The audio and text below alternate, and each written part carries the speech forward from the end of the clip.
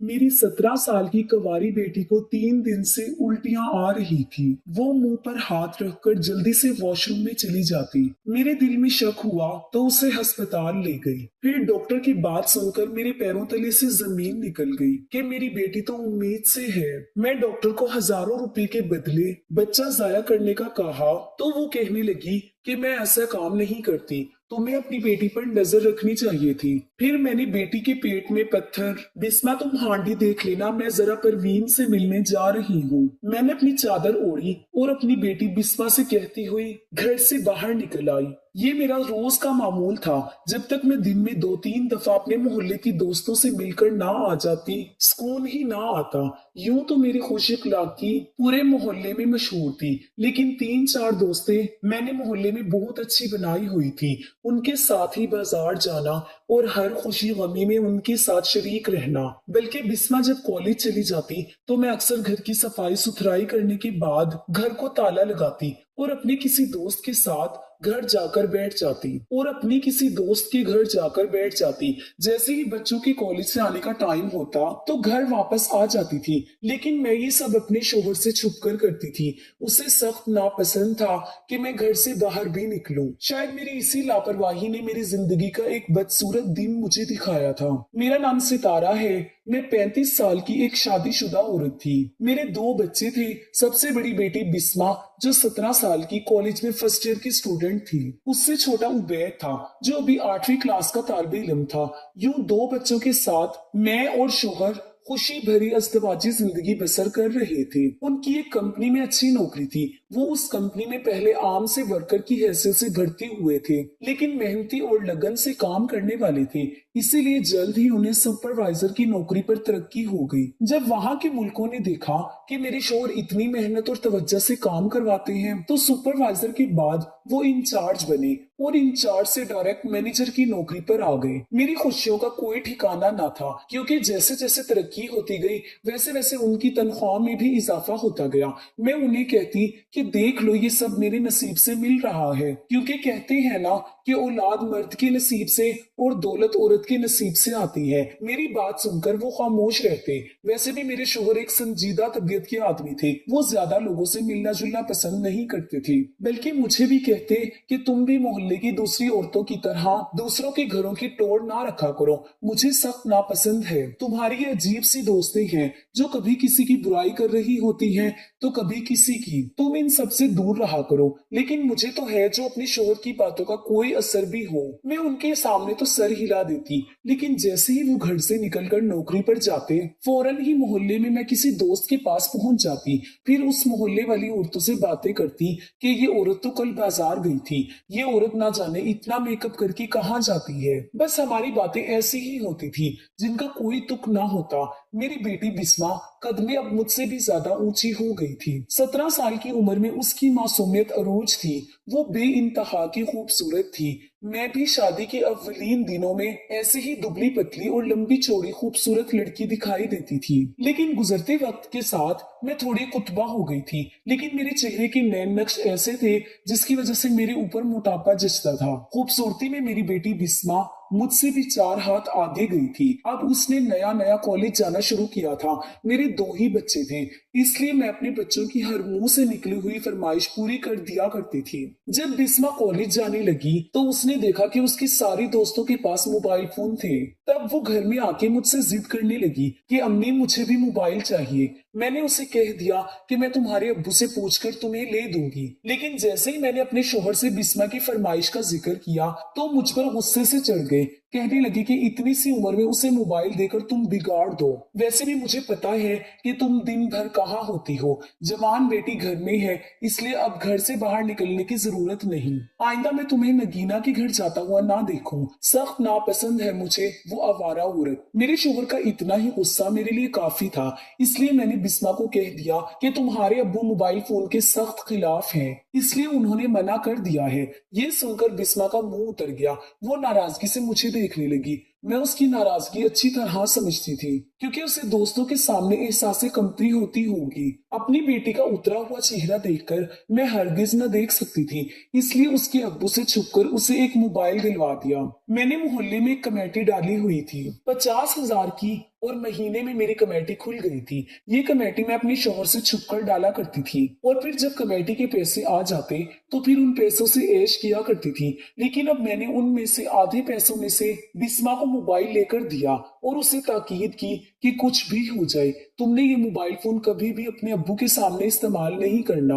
वो mobile phone पाकर बेहद खुश थी। फिर मुझे कहने लगी, अम्मी आप कितनी अच्छी हैं, मेरी हर फरमाइश पूरी करती हैं। मैं अपनी बेटी के मुंह से ये जुमला सुनकर निहायत खुश हुई और फिर उसे सालन बनाने का कहकर खुद नगीना के घर चली गई। अब बिस्मा मेरे सामने तो मुकम्मल आजादी से मोबाइल फोन इस्तेमाल कर लिया करती थी, लेकिन जैसे ही उसके अब्बू घर आते तो वो कमरे में छुप छुप कर मोबाइल चलाया करती थी। मेरे छोटे बेटे को भी मैंने कह दिया कि अगर तुमने अपने अब्बू को मोबाइल फोन के बारे में नहीं बताया तो तुम्हें 3-4 महीनों के बाद ऐसा ही मोबाइल लेकर दूंगी। मैं सोचती कि दुनिया भर के बच्चे मोबाइल फोन इस्तेमाल कर रहे हैं, तो फिर भला मेरे बच्चे क्यों दुनिया से पीछे रहे, उन्हें भी अपनी खुशी से गुजारने का हक है। फिर एक दिन बिस्मा जाने लगी तो मैं बैठकर चाय पी रही थी। मेरी नजर उसके चेहरे पे गई। आंखों में काजल और होठों पर हल्की सी लिपस्टिक लगाए आज वो बड़ी बड़ी सी लग रही थी। मैं हैरान हुई कि बिस्मा इतना तैयार होकर कॉलेज क्यों जाती है। फिर सोचा कि नया जमाना है, आजकल की लड़कियां पुराने जमाने की नहीं कि बुरके का बकल मारा और घबराती कांपती बाहर चली गई। बिस्मा जब कॉलेज जाने लगी तो मेरे शोहर का कहना था कि उसे अबाया पहनाकर भेजा करूं, लेकिन मैं सोचने लगी कि अभी इसकी उम्र 17 बरस तो हुई है, ऐसे भी क्या जल्दी कि अभी से ही बुरका पहनाना शुरू कर दूं। शादी के बाद तो वैसे ही शोहर ने पाबंदियों में जकड़ लेना है, जब तक माँ बाप के घर है तब तक तो ये ऐश की जिंदगी गुजारे। बिस्मा रोजाना कॉलेज से 1 बजे घर आ जाती थी, लेकिन एक दिन 2:30 बज गए और वो वापस न आई। मैं परेशान हो गई, इसलिए फौरन ही उसके मोबाइल का नंबर मिलाया, उसे कॉल करने लगी। शुक्र था कि उसने फोन उठा लिया था। मुझे कहने लगी कि अम्मी मैं अपनी एक दोस्त की अयादत करने आई हूँ, बस अभी वापस आती हूँ। हम सारी दोस्तें इकट्ठी हैं, उनके साथ ही वापस आ जाएंगी। उसकी बात पर मैं मुतमईन हो गई, फिर अपने कामों में मसरूफ हो गई।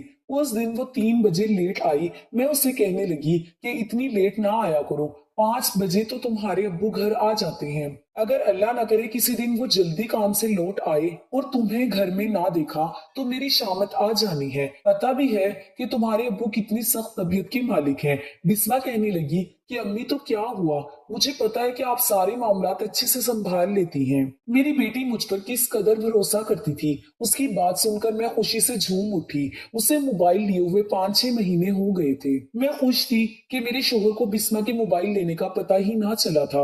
वैसे भी वो छुप छुप कर मोबाइल फोन इस्तेमाल करती थी। फिर एक दिन शाम के 4 बज गए और बिस्मा कॉलेज से नहीं आई। मैंने 3-4 दफा उसे कॉल की, लेकिन उसका फोन मुसलसल बंद जा रहा था। मैं बेहद परेशान हो गई। 4 बजने वाले थे। 5 बजे मेरे शोहर फैक्ट्री से वापस आ जाते थे। मैं दुआ कर रही थी कि बिस्मा उनके आने से पहले पहले घर वापस आ जाए, वरना मेरी शामत यकीनी थी। तभी मैंने अपने बेटे उबैद को घर पे रहने का कहा और खुद अपनी चादर लेकर मोहल्ले में रहने वाली बिस्मा की दोस्त हरीम के घर चली गई। हरीम सामने ही बैठी कॉलेज की कोई असाइनमेंट बना रही थी। मुझे देखकर सलाम किया तो मैंने उससे पूछा कि बेटा क्या हुआ, आज कॉलेज में कोई फंक्शन वगैरह था? अभी तक बिस्मा कॉलेज से वापस नहीं आई। हरीम मुझे मुंह बनाकर कहने लगी कि आंटी अब बिस्मा के साथ मेरी कोई दुआ सलाम नहीं, कई महीने हो गए मैंने उससे दोस्ती खत्म कर दी है। उसकी बात सुनकर मैं हैरान रह गई। कहने लगी क्या हुआ, तुमने मेरी बेटी से क्यों दोस्ती खत्म की? तो वो कहने लगी आंटी उसने कॉलेज की आवारा लड़कियों से दोस्ती पाल ली थी, उसके साथ ना जाने घूमने फिरने कहाँ कहाँ जाया करती थी। अक्सर ही कॉलेज से आधी छुट्टी लेकर चली जाती थी। मैं रोज रोज कॉलेज के गेट पर खड़ी रहती, उसका इंतजार किया करती, लेकिन वो मुझे मना कर देती कि मेरा इंतजार ना किया करो। इसलिए मैंने उससे दोस्ती खत्म कर दी और अब अकेली ही आ जाती हूँ। बिस्मा की दोस्त हरीम की बातों ने मेरे होश उड़ा दिए। मैं सोच भी नहीं सकती थी कि वो अपने दोस्तों के साथ घूमने फिरने भी जा सकती थी। अपने भारी होते सर के साथ मैं घर वापस आई तो मुझे शदीद गुस्सा आया, क्योंकि बिस्मा सामने ही चारपाई पर कॉलेज की यूनिफॉर्म में बेखबर लेटी थी। अजीब सा हुलिया हो रहा था उसका, ऐसा लगता जैसे कोई मेहनत वाला काम करके आई है। मैं गुस्से से उसके साथ बोली और उसे कहने लगी तुम्हें मालूम भी है कि टाइम क्या हुआ है, ये वक्त है तुम्हारे घर आने का और तुमने हरीम के साथ आना जाना क्यों बंद किया है? मुझे बताया तो होता कि तुम अकेले ही कॉलेज आती जाती हो। अस्मा ने मेरी बात का कोई जवाब न दिया, चुपचाप उठकर अंदर चली गई। मैं उसके पीछे पीछे उसके कमरे में गई तो वो कहने लगी, अम्मी अभी मेरी तबीयत ठीक नहीं, आप बाद में आना। ये कहते ही उसने मेरे मुंह पर कमरे का दरवाजा बंद कर दिया। उसने आज तक मुझसे इस तरीके से बात नहीं की थी। उसकी बदतमीजी पर मैं दिल खोल के रह गई। थोड़ी ही देर बाद मेरे शोहर भी अपने काम से लौट आए थे, इसलिए मैंने बिस्वा पर ज्यादा गुस्सा करना जरूरी ना समझा और घर के दीगर कामकाज निपटाने लगी। 2 दिन ऐसे ही गुजर गए। मैं देख रही थी कि बिस्वा 3-4 दिनों से कॉलेज नहीं जा रही थी। मैं उसे किसी काम का कहती तो वो कहती कि अम्मी मेरे सर में दर्द है, या फिर कहती कि मेरी टांगों में दर्द है। कोई ना कोई बहाना करके वो मेरे कहे हुए काम को टाल दिया करती। वो मेरी इकलौती और लाडली बेटी थी, इसलिए मैं उससे ज्यादा काम पर जोर ना डालती थी। फिर एक दिन मैंने उसके कहने पर दाल चावल बनाए और मेरा बेटा और उबैद और हम तीनों बैठकर बड़े आराम से खाना खा रहे थे कि अचानक ही बिस्मा को उबकाई आई और वो मुंह पर हाथ रखते हुए वॉशरूम भाग गई। मैं तशवीश से उसे देखने लगी, समझी कि शायद उसका पेट खराब है, तभी तो उसका खाना खाने को दिल नहीं चाह रहा। फिर वाकई उसने खाना नहीं खाया, बल्कि जाकर अपने कमरे में चारपाई पर लेट गई। मैं उससे कहने लगी कि बिस्मा अगर पेट में दर्द है या हाजमा खराब है तो मैं तुम्हें गोली ला देती हूँ, लेकिन वो कहने लगी कि अम्मी मेरी तो बहुत दिनों से ही तबीयत खराब है। फिर मैंने उसे पेट के दर्द की गोली दी और आराम करने का कहकर मोहल्ले में अपनी सहेली से मिलने चली गई। फिर दूसरे दिन वो सुबह नाश्ता करने बैठी तो अचानक से ही उसे उबकाई आई और दोबारा उल्टी करने वॉशरूम भाग गई। उसकी ये तबीयत मेरे ओसान खता कर रहे थे। मैं वो बात सोचना नहीं चाहती थी जो मेरे जहन में आ रही थी। काफी देर तक उसके वॉशरूम से बाहर आने का इंतजार करती रही, जहाँ पर वो उल्टी पे उल्टी करके निढाल हो रही थी। फिर थोड़ी वॉशरूम से निकली और चकराते हुए सर के साथ जाकर अपने कमरे में लेट गई। मेरे हाथ पांव से ठंडे पसीने आ रहे थे। मैंने कमरे में दरवाजे पर झांक कर देखा तो हैरान रह गई। वो मोबाइल पर किसी का नंबर मिला मिलाकर बार बार फोन कर रही थी। शायद जिसे फोन कर रही थी वो फोन नहीं उठा रही थी। मैं सोचने लगी कि क्या बात हो सकती है, बिस्मा की ऐसी हालत क्यों है। अपने दिल का शक दूर करने के लिए शाम को उसके अब्बू के आने के बाद मैं उसके करीब में रहने वाली एक लेडी डॉक्टर की क्लिनिक पर ले गई। अभी भी उसकी हालत बुरी थी। वो बार बार मुझे कह रही थी कि अम्मी मैं बिल्कुल ठीक हूँ, वापस घर चलते हैं। लेकिन मैंने उसे गुस्से से कह दिया कि जब तक तुम्हारा चेकअप नहीं हो जाता तुमने यहाँ से हिलना नहीं है। मेरी बात पर वो खौफजदा थी, चारों तरफ देख रही थी। क्लिनिक पर रश था। फिर हमारा नंबर भी आ गया। मैं बिस्मा को लेकर डॉक्टर के पास चली गई। उससे कहने लगी कि कई दिनों से इसकी तबीयत ठीक नहीं। वो बिस्मा की आंखें खोलकर चेक करने लगी। उसका बीपी चेक किया जो लो हो रहा था। बिस्मा ने डॉक्टर के पूछने पर बताया कि उसे पेट में एक जानिब दर्द रहता है। फिर बिस्मा को चेक करने के बाद वो अंदर ले गई तो मैं भी उसके साथ ही खड़ी थी। जैसे ही अल्ट्रासाउंड करने के बाद वो सब लेकर बाहर आई तो मुझे बड़े गौर से देख रही थी। मेरे पूछने पर उसने रूह खींचने वाला इंकशाफ किया कि उसने मुझे जमीन से आसमान पर पटक दिया। लेडी डॉक्टर का कहना था कि मेरी कवारी बेटी माँ बनने वाली है। उसकी बात सुनकर मैं शर्म की मारी जमीन में गड़ने को थी, क्योंकि वो हमारे मोहल्ले की ही लेडी डॉक्टर थी।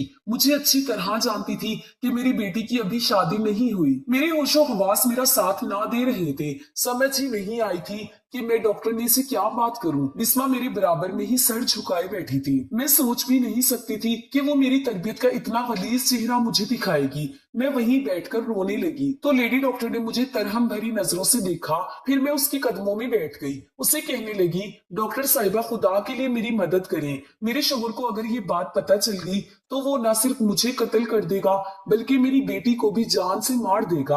आप किसी भी तरह करके इसके पेट से ये गुनाह जाया कर दे। मैं इस गुनाह का बोझ लेकर अब घर वापस नहीं जा सकती। एक न एक दिन ये बात मेरे शोहर के सामने खुल जानी है। आप मुझसे लाखों रुपए ले लें लेकिन मेरा ये काम कर दे। लेडी डॉक्टर के अंदाज में ना हुआ थी। वो कहने लगी कि बीबी तुम जैसी लापरवाह माओ की औलादें ही ऐसी गुल खिलाती हैं। अपनी बेटी के ऊपर औकात की तरह नजर रखनी थी। तुम्हें पता है कि आजकल जमाना कैसा है। तुमने दे दी होगी खुली छूट, तभी तो तुम्हारी बेटी ने ये दिन दिखाया है। अब ले जाओ इस गुनाह को यहाँ से। मैं ऐसे काम नहीं करती क्योंकि मैंने इस बच्चे का खून कर दिया तो ये गुनाह मेरे सर रहेगा।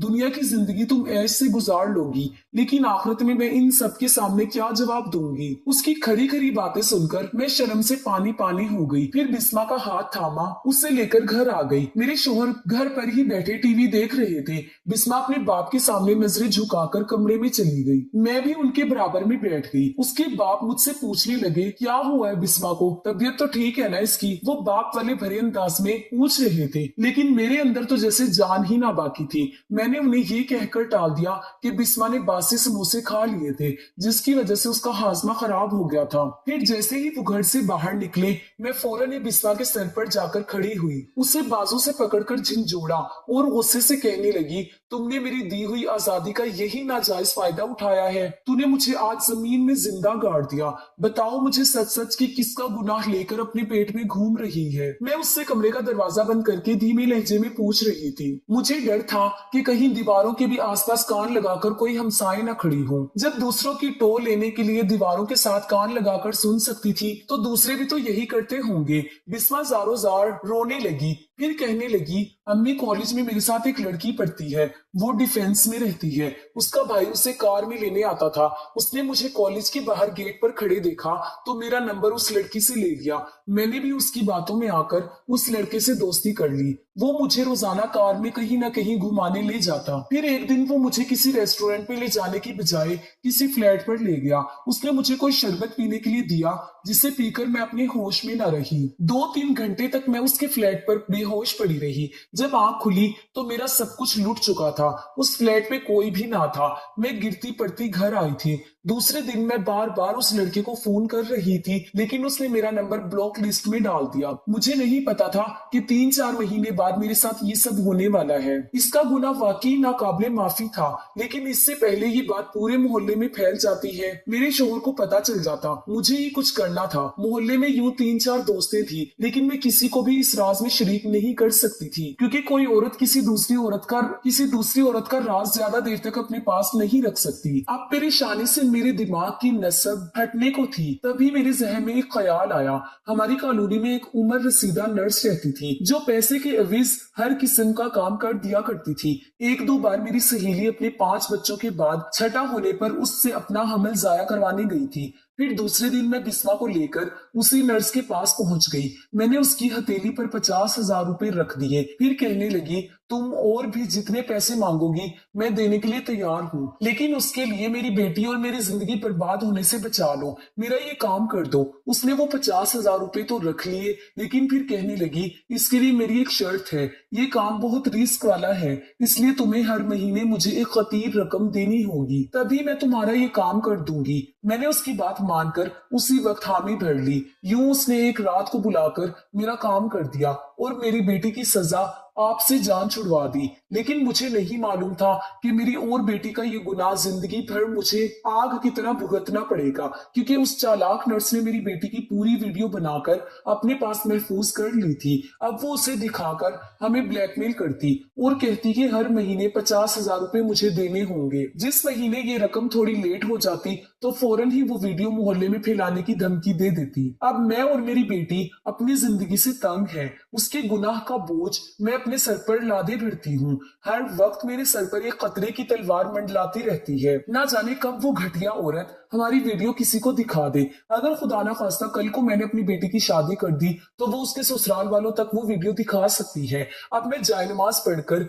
अपने गुनाह की माफी मांगती हूँ। साथ ही अपनी बेटी को भी कहती हूँ कि ना सिर्फ तुमने अपनी बल्कि मेरी जिंदगी को भी तबाह कर दिया है। जिस दिन तुम्हारे अब्बू को ये बात पता चल गई, उसी दिन उसने मेरा गला दबा कर मुझे मार देना है। इस तरह मेरी बात सुनकर रोती है। मुझे उसका रोना भी देखा नहीं जाता। क्या करूं, आखिर माँ हूं ना। काश पहले ही मैं मोहल्ले पड़ोस की खबर रखने की बजाय अपनी बेटी की खबर रख लेती तो ये मनहूस दिन मुझे किसी सूरत ना भुगतने पड़ते। अब एक नन्हे मासूम बच्चे को जाया करने का गुनाह का बोझ मैं अपने कंधे पर लेकर घूम रही हूँ। सजदे में गिर गिर कर अपने गुनाहों की माफी मांगती हूँ और अपनी बेटी की आने वाली जिंदगी की खुशियों की दुआ करती हूँ।